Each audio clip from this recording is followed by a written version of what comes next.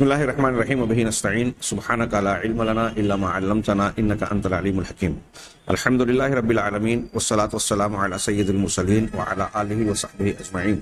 ومن تبعہم بإحسان الی یوم الدین. اعوذ باللہ من الشیطان الرجیم. بسم اللہ الرحمن الرحیم. آمن الرسول بما انزل الیہ من ربہ والمؤمنون کل آمن باللہ وملائکتہ وکتبہ ورسلہ لا نفرق بین احد من رسلہ وقالوا سمعنا واطعنا غفرانک ربنا والیک المصیر. سامعین کرام، ہماری گفتگو اس باب میں جاری تھی کہ شریعت اسلامیہ اسلامی تشریع کے معجزہ میں سے یہ ہے کہ لوگوں کی مصلحتوں کو زبردست انداز میں گھیر رکھا ہے اس شریعت اسلامیہ کے قانون نے، اور اس ضمن میں نقصان کو دور کرنے کے جو ضوابط علماء اسلام نے قرآن و حدیث سے مستنبط کیے، ہم ان میں سے بعض کا تذکرہ پچھلے درس میں کر چکے. تو ایک اور اصول بیان کرنا ہے. یہیں آگے بڑھنے سے پہلے میں پھر سے یاد دلاؤں کہ اگرچہ ہمارے یہ دروس اللہ پر، قرآن پر، رسولوں پر اور دیگر ایمانیات سے متعلق ہے، لیکن یہ اسی ایمان کے ضمن کی باتیں ہیں اور اس کے دلائل اور اس کے بینات کے طور پر ہم اسے بیان کر رہے ہیں. ظاہر سی بات ہے کہ عقیدے کی باتوں کی بنیاد پر ہی شرعی احکامات کی عمارت کھڑی ہوتی ہے. ہم جو اصول ضابطے اور اس کی فروعات بیان کر رہے ہیں، اگرچہ ان کا تعلق ہمیں احکام و مسائل کے اور دنیا کی زندگی کے معاملات سے نظر آتا ہے، لیکن اس کی جڑ بنیاد اصل میں دین سے جڑی ہے. اور میں یہ عرض کرنا چاہتا ہوں کہ ہم اسے اس طرح سے سمجھیں کہ اگر ہم کسی غیر مسلم شخص سے یا سماج اور معاشرے سے مخاطب ہیں، آج اسلام کے مقابلے میں جو دوسرے مذاہب اور قوانین پیش کیے جاتے ہیں، جس سے بہت سارے غیر مسلم مسلمان بھی مرعوب اور متاثر نظر آتے ہیں، اگر وہ اسلام کی تشریعی خوبیوں کو جان جائیں تو وہ ان چیزوں سے متاثر نہیں ہوں گے. اور ایک غیر مسلم کو اگر ہم یہ بات صحیح ڈھنگ سے سمجھائیں تو یہ دعوت کا ایسا پہلو ہوگا اسلامی دعوت کا کہ وہ اسے سمجھنے کے بعد اسلام کی سچائی اور حقانیت کو ماننے اور ہو سکتا ہے توفیق ملے تو اسے قبول کرنے پر مجبور ہوں. اللہ تعالیٰ ہمیں اس کی توفیق عطا فرمائے. خیر، میں آگے بڑھتا ہوں کہ قاعدہ نمبر 4 جو انہوں نے نقصان سے بچنے لا ضرر ولا ضرار کے تحت میں بیان کیا، وہ یہ ہے کہ یرتکب اخف الضررین لاتقاء اشدہما، کہ اگر دو نقصان ہیں تو ان دو نقصانوں میں سے جو ہلکا نقصان ہے، چھوٹا نقصان ہے، اس کو اختیار کر لیا جائے گا، جھیل لیا جائے گا، اور ان دونوں میں جو بڑا نقصان ہے اس بڑے نقصان سے اپنے آپ کو بچایا جائے گا. یہ عقل عامہ بھی کہتی ہے، کامن سینس جسے کہتے ہیں. ہاں، اس کے اعتبار سے بھی ہم یہ کہہ سکتے ہیں کہ یہ قاعدہ بہت معقول ہے. قرآن حدیث میں یہ قاعدہ آپ کو جا بجا ملے گا. مثال کے طور پہ کفار مکہ نے جب مسلمانوں سے حرم میں یا اشہر حرم میں قتال کا مسئلہ چھیڑا، اور کچھ خاص واقعات ہوئے، اس کے اپنی نزاکتیں تھیں، میں اس تفصیل میں نہیں جاتا، کہ حرم میں داخل ہونے سے پہلے اشہر حرم کے آخری دنوں میں مسلمان دستے نے ایک غیر مسلم کو مار دیا، تو اس پر لوگوں نے ہنگامہ اٹھایا. نبی کریم صلی اللہ علیہ وسلم کے پاس جب صحابہ کرام پہنچے تو آپ نے ایسا کرنے والوں کے ساتھ ایک قسم کی ناراضگی کا مظاہرہ بھی کیا، لیکن اللہ نے قرآن کی آیتیں نازل کی اور اس میں کفار و مشرکین کی مذمتیں بیان کی، اور یہ کہا کہ حرم یا اشہر حرم کی پامالی پر تم اتنا واویلا مچا رہے ہو، لیکن تم تو خود حرم کے اندر اللہ کے ساتھ شرک کر رہے ہو، لوگوں کو اللہ کے گھر سے روک رہے ہو، اللہ کے راستے سے روک رہے ہو. اسی ضمن میں قرآن نے کہا والفتنۃ اشد من القتل، فتنہ شرک. یہاں کچھ لوگ تفسیر عام طور سے لوگوں نے کی کہ فتنے سے مراد شرک ہے. یہ فتنہ یہ قتل سے زیادہ شدید اور سخت گناہ ہے. تو پتہ یہ چلا کہ ایک بڑا گناہ ہے، اس سے بچنے کے لیے ایک چھوٹی مصیبت والی یا غلط بات کا ارتکاب کیا جا سکتا ہے. اسی طریقے سے قرآن میں کم سے کم 4 مقامات پر اللہ تبارک و تعالیٰ نے ان جانوروں کا یا ان مخصوص چیزوں کا تذکرہ کیا جس کو کفار مکہ استعمال کرتے تھے اور شریعت اسلامیہ نے حرام قرار دیا. حرمت علیکم الدم، حرمت علیکم المیتۃ والدم ولحم الخنزیر وما اہل بہ لغیر اللہ. یہ سورہ نحل میں، سورہ بقرہ میں، سورہ مائدہ میں ایسے 4 مقامات پر اللہ نے بیان کیا، اور ہر جگہ پھر استثناء بھی کیا کہ تم پر مردار خون جو بہنے والا خون ہے ہاں، اور اسی طریقے سے جو ہے علیکم خنزیر کا گوشت اور وہ جانور جس پر غیر اللہ کا نام پکارا گیا ہو، یہ حرام قرار دیا گیا۔ آگے اللہ تعالیٰ نے فرمایا الگ الگ آیتوں میں الگ الگ الفاظ ہے، فَمَنِ اضْطُرَّ غَيْرَ بَاغٍ وَلَا عَادٍ فَلَا إِثْمَ عَلَيْهِ۔ اب جو شخص مجبور ہو جائے تو غیر باغن، بغاوت نہ کرتے ہوئے، یعنی اسلامی شریعت کی مخالفت مقصود نہ ہو، ولا عادن، اور نہ حد سے تجاوز مقصود ہو کہ ضرورت سے زیادہ استعمال کرے، ہاں، بغیر حد سے تجاوز کیے ہوئے، بغیر شریعت کی مخالفت کیے ہوئے اگر کوئی شخص مجبور ہو رہا ہے اور مجبوری میں ان حرام چیزوں میں سے کسی چیز کا استعمال کر رہا ہے تو فلا اثم علیہ، اس پر کوئی گناہ نہیں ہے۔ ان چار چیزوں کو شریعت نے حرام کیا، لیکن مجبوری کی حالت میں کوئی استعمال کر رہا ہے تو شریعت نے کہا کہ اس کی پکڑ نہیں ہوگی۔ اس سے بھی یہ قاعدہ نکلا کہ اب ایک چیز حرام تھی جیسے مردار حرام ہے، اب ایک آدمی مر رہا ہے بھوک کی وجہ سے، مرنے کی اپنے آپ کو اب یا تو جان بچا کے جان کا نقصان اٹھائے یا مردار کھا کے ایک حرام کا نقصان اٹھائے، تو اب دونوں میں زیادہ بڑا نقصان کون سا ہے؟ ظاہر سی بات ہے کہ جان کا جانا یہ بڑا نقصان ہے۔ تو بڑے نقصان سے بچنے کے لیے چھوٹے نقصان کا ارتکاب کیا جا سکتا ہے، یہی قاعدہ بیان کیا۔ اس کو ہم دوسرے طور سے بعض علماء نے بیان کیا کہ فرض کیجئے کہ ایک آدمی کے پاس امانت ہے، ایک شخص کو ایک آدمی نے ₹1,00,000 دیا اور کہا کہ یہ امانت ہے، آپ یہ ₹1,00,000 پوری دیانتداری کے ساتھ فلاں فلاں شخص کو پہنچا دیں۔ اب یہ آدمی اپنے راستے میں ہے، کسی لٹیرے نے اسے گھیرا، اس کے سر پر جو ہے کوئی ہتھیار رکھا، بندوق وغیرہ رکھ دی اور کہا کہ یا تو تم اپنے پاس موجود رقم ہمارے حوالے کرو ورنہ ہم آپ کو شوٹ کر دیں گے۔ اب یہاں عقل عامہ کیا کہتی ہے، کیا فتویٰ دیتی ہے کہ کیا اس آدمی کو امانت داری کا لحاظ کرتے ہوئے یہ کہنا چاہیے کہ نہیں، یہ ₹1,00,000 میں آپ کو نہیں دے سکتا اس لیے کہ یہ امانت ہے اور میں نے آپ کو دے دیا تو یہ امانت میں خیانت ہوگی، اور ایک مسلمان کے لیے خیانت کرنا جائز نہیں ہے، تو یہ خیانت کرنا گناہ ہے۔ لیکن اس سچویشن میں کہ اگر آپ وہ ₹1,00,000 یا وہ امانت کا پیسہ مقابل کو نہیں دیتے تو آپ جان سے ہاتھ دھو بیٹھیں گے، عقل عامہ کیا کہتی ہے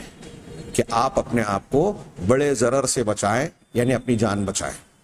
تو ایک آدمی اب ایسی سچویشن میں اپنی جان بچا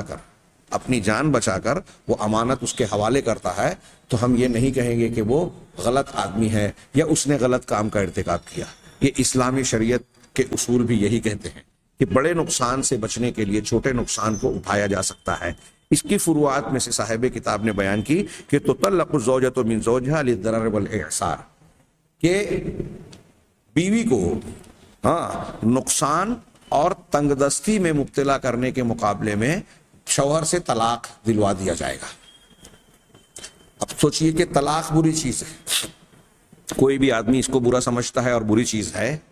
ہاں، نکاح بابرکت اور رشتہ جوڑنے والی بات ہے، اور اس کے بالمقابل طلاق رشتہ کٹ جاتا ہے اور ایک اس کے اندر ایک قسم کی ناپسندیدگی ہے، دو خاندانوں میں جدائی ہے۔ تو اب طلاق بری چیز ہے لیکن پھر بھی شریعت نے جو ہے اس کو جائز رکھا، اس کی گنجائش رکھی۔ ہاں، تو آپ غور کیجئے، اب یہاں بھی تھوڑا سا میں اشارہ کرنا چاہوں گا، بہت اچھی طریقے سے غور کیجئے کہ اسلامی شریعت کا یہ کمال،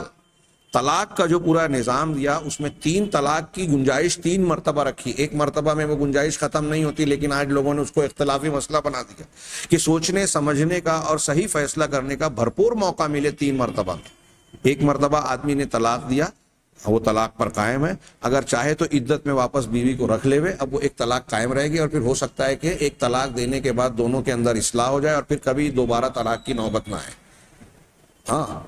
اب اگر اس کو دوبارہ رکھنے کی نیت نہیں ہے تو ایک ہی طلاق پر خاموش رہے اور وہ عدت گزارنے کے بعد کہیں اور شادی کر سکتی ہے یا یوں ہی رہ سکی،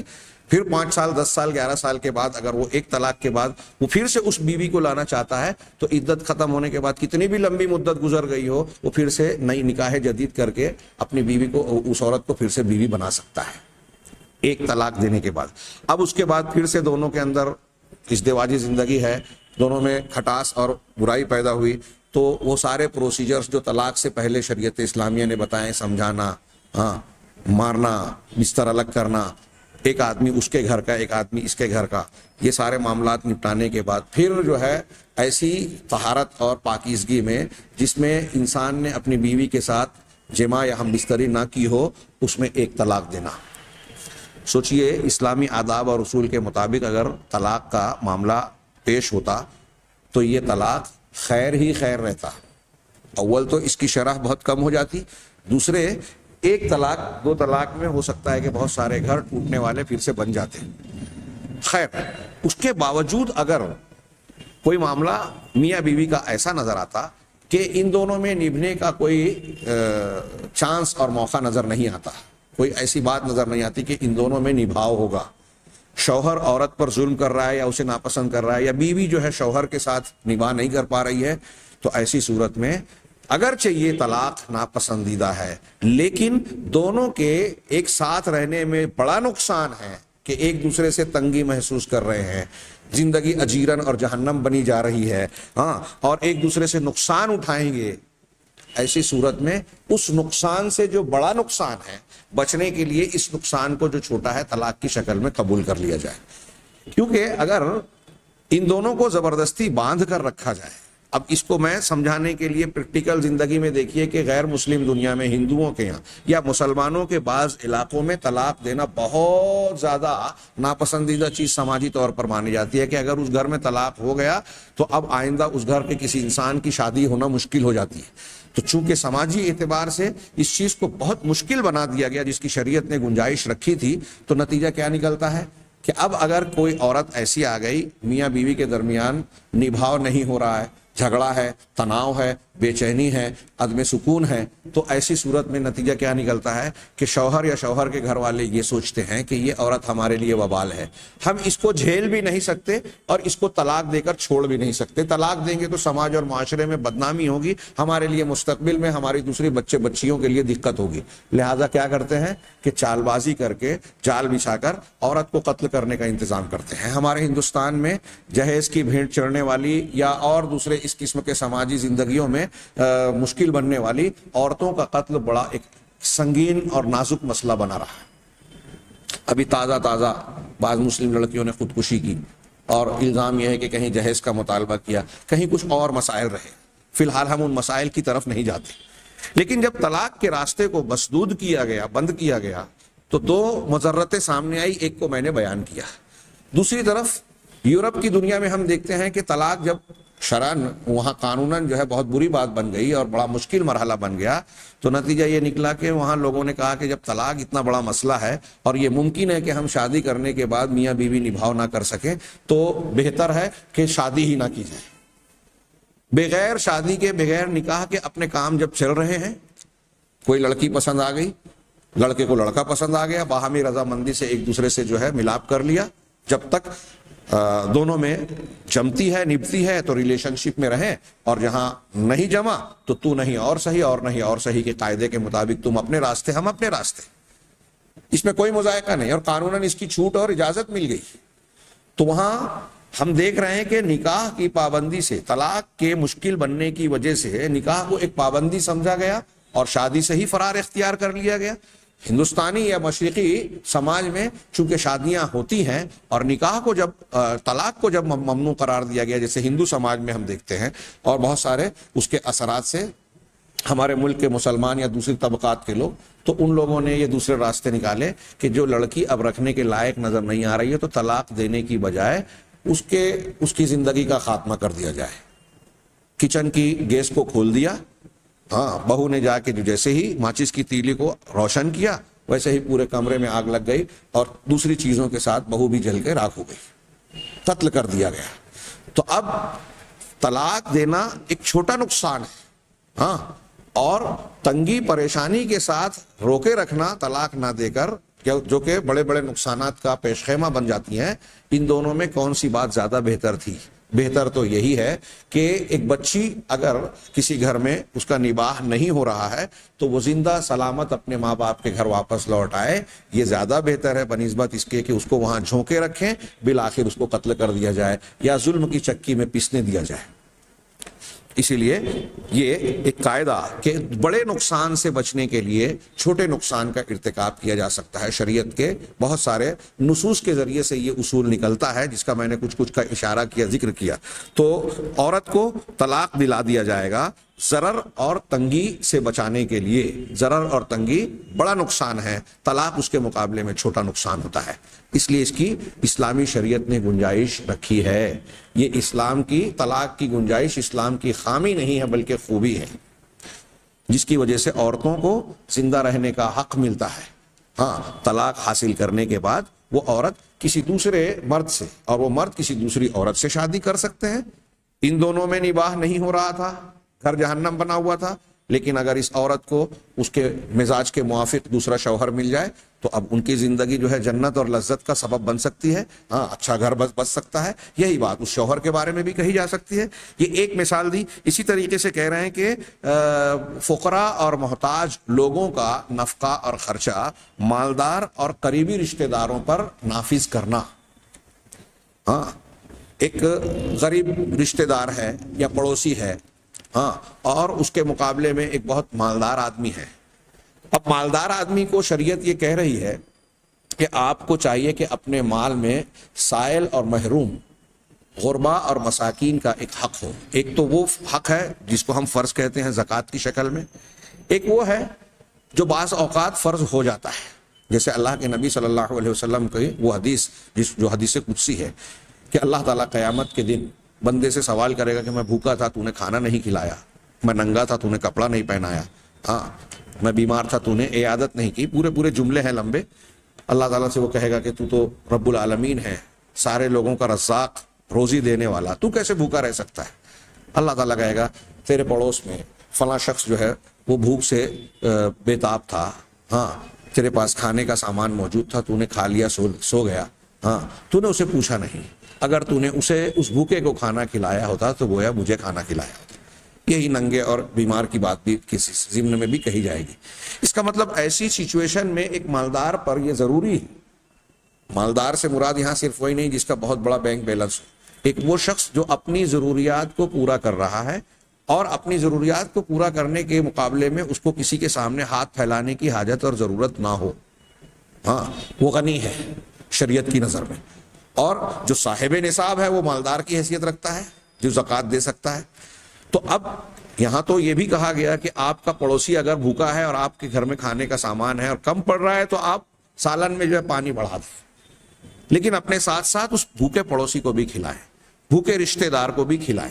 آپ اچھی طریقے سے پیٹ شکم سیر ہو کر کھا لیں، سو جائیں اور وہ بھوکا تڑپتا رہے، یہ جائز نہیں ہے۔ تو یہاں ہم دیکھ رہے ہیں کہ ایک مالدار آدمی کو پڑوسی یا کسی غریب انسان کو کھانا کھلانے میں، اس کی ضرورت کی تکمیل کرنے میں، حاجت روائی کرنے میں نقصان ہے، اپنے پیسے کا خرچ ہے، لیکن شریعت اس نقصان کا حکم دے رہی ہے کہ آپ کو یہ نقصان اٹھانا ہے۔ کیوں؟ اس لیے کہ اس میں غربا اور مساکین کا فائدہ ہے، ان کو بڑے نقصان سے بچانا ہے۔ اور ایک مالدار آدمی کو جو نقصان مالی اعتبار سے بظاہر ہو رہا ہے کہ اللہ کے راستے میں غریب مسکین کو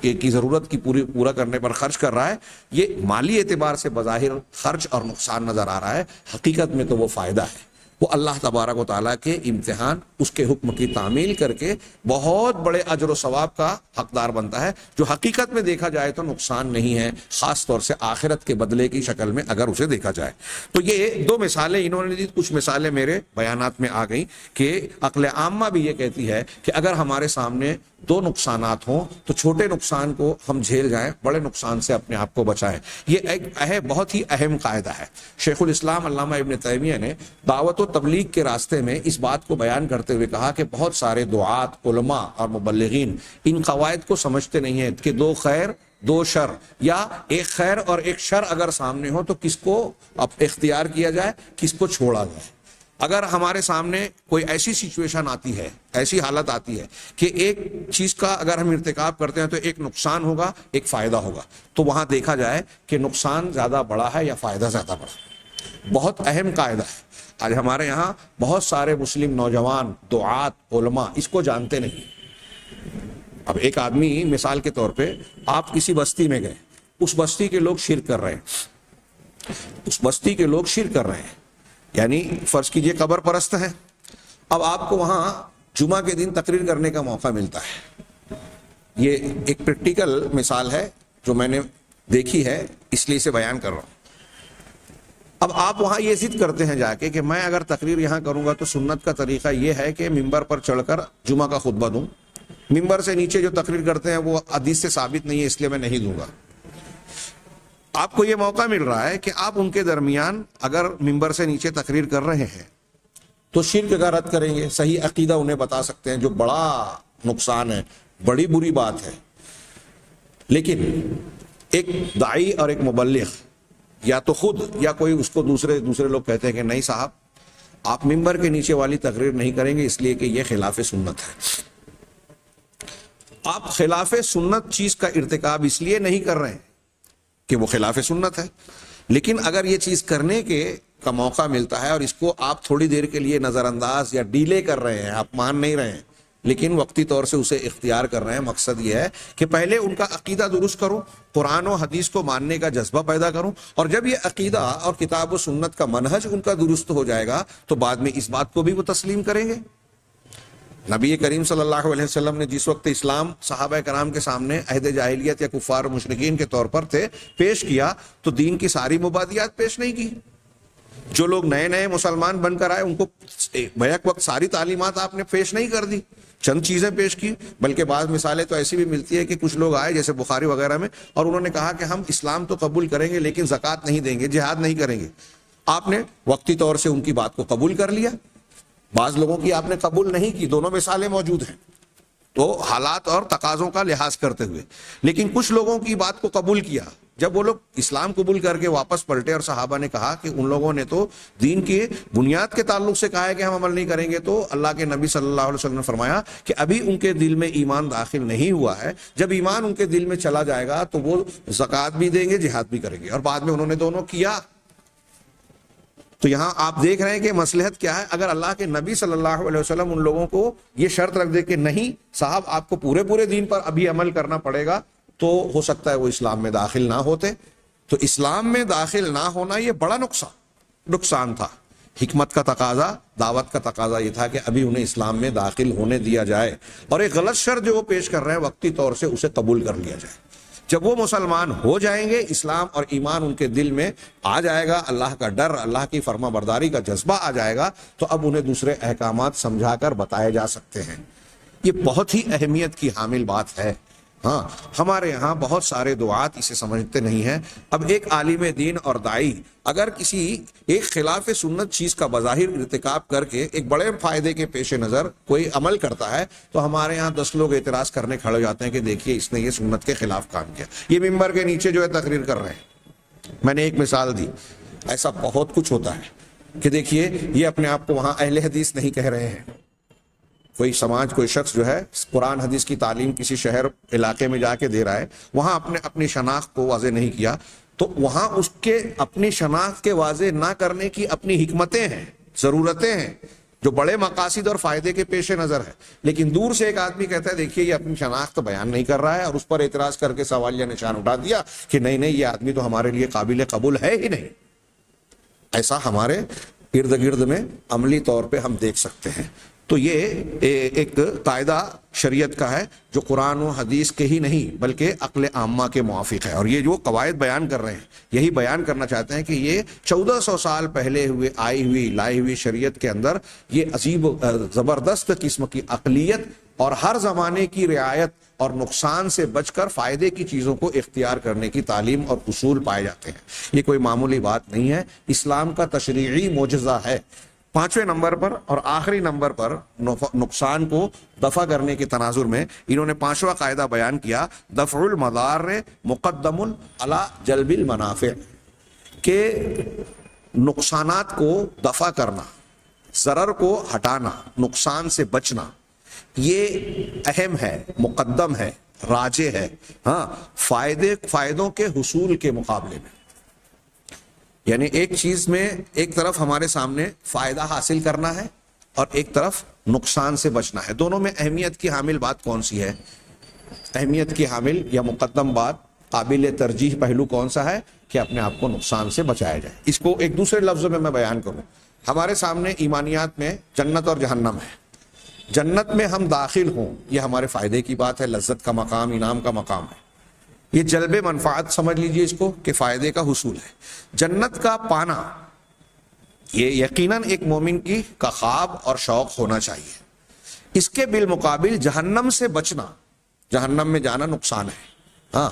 تو نقصان سے بچنا یہ اہم ہے یا فائدے کا حاصل ہونا یہ اہم ہے. بعض صحابہ سے اس قسم کا جو قول ملتا ہے اس بارے میں، جیسے حضرت عمر سے مروی ہے، اس کا درجہ جو بھی ہو، ہاں ہم اس قول کو دیکھیں کہ حضرت عمر فاروق رضی اللہ عنہ سے یہ منسوب ہے قول کہ وہ کہتے ہیں کہ اگر مجھے جنت نہ ملے کوئی حرج نہیں، جنت نہ ملے کوئی حرج نہیں، لیکن میں جہنم سے بچ جاؤں یہ اہمیت کی حامل بات ہے. غور کیجئے کتنی پیاری بات ہے. یہی قاعدہ بیان کر رہے ہیں کہ جہنم سے میں بچ جاؤں یہ اہمیت کے حامل بات ہے. میں اس کو ترجیح دیتا ہوں، یعنی یہ اپنے آپ کو نقصان سے بچا لوں، فائدہ ملے نہ ملے نقصان سے بچ جاؤں. یہی قاعدہ بیان کر رہے ہیں کہ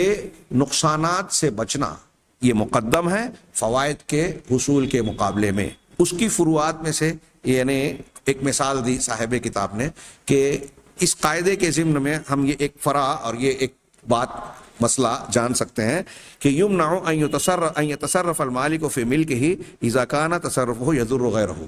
کہ ایک آدمی جو خود اپنے مال کا مالک ہے، ہاں ایک آدمی جو کسی چیز کا مالک ہے، اس کا اپنا مال اور ملکیت ہے، لیکن ایک آدمی کو خود اپنی ملکیت میں تصرف کرنے سے اس وقت تو روک دیا جائے گا جب اس کے مال کا تصرف کسی دوسرے کو نقصان پہنچا. ہم بہت سارے مقامات پر کہتے ہیں نا کہ میرا پیسہ ہے میں چاہے جیسے خرچ کروں. ہاں ہمارے یہاں کچھ بے راہ رو لڑکیاں کہتی ہیں کہ میرا جسم اور بدن ہے میں چاہے جہاں استعمال کروں، کسی کے ساتھ بھی جاؤں. آپ کا کیا کہنا؟ تو اسی ضمن میں یہ بات کہی جا رہی ہے کہ اگر کسی کا اپنے مال میں تصرف کرنا کسی دوسرے کو نقصان پہنچا رہا ہے، ہاں آپ اپنے مال میں فرض کیجئے آپ کے گھر میں کوئی آلہ ہے، مشین ہے، آپ اس کو اتنی تیز سے استعمال کر رہے ہیں یا آواز کر رہے ہیں کہ پڑوسی کا بیمار آدمی جو ہے اس سے نقصان اٹھا رہا ہے، شور ہنگامے سے کسی کو ضرر پہنچ رہا ہے. تو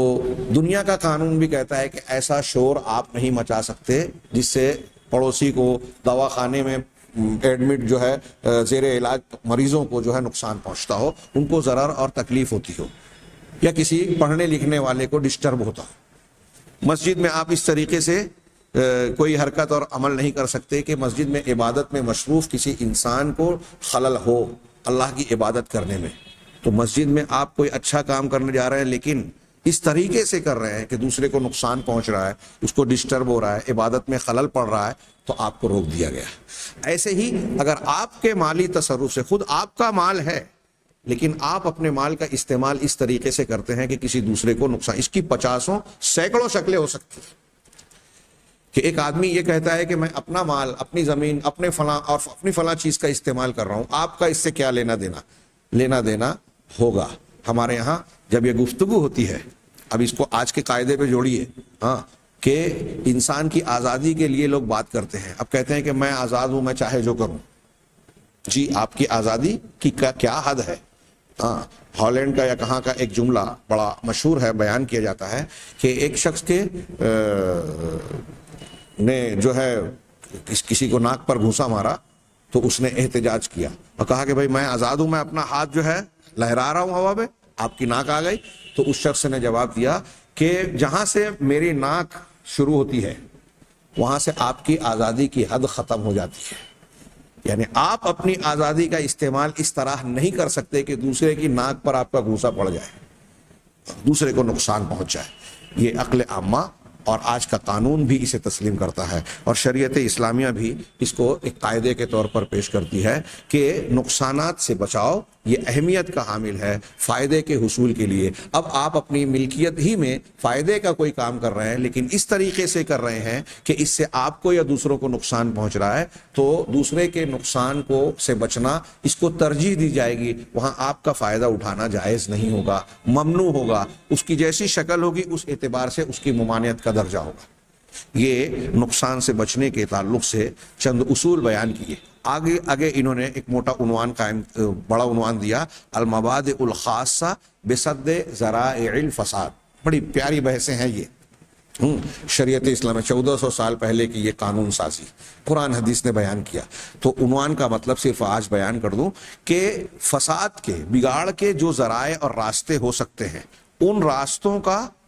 بند کر دینا، سد باب جسے کہتے ہیں، انسداد. ہاں، تو فساد کے راستوں کو بند کر دینے سے متعلق کچھ خصوصی اصول ضابطے جو فقہا نے اسلامی شریعت میں قرآن و حدیث سے مستنبط کیے ہیں. آگے ہم اس کے نصوص دلیلوں کی روشنی میں کچھ مثالوں کے ذریعے سے جاننے کی کوشش کریں گے. اللہ تبارک و تعالیٰ سے دعا ہے کہ وہ ہمیں دین کی صحیح سمجھ عطا فرمائے، اس پر عمل کی اخلاص نیت کے ساتھ توفیق دے اور اس کے ذریعے دنیا اور آخرت میں کامیابی سے نوازے. وآخر دعوانا ان الحمد للہ رب العالمین وصلی اللہ علی نبینا محمد.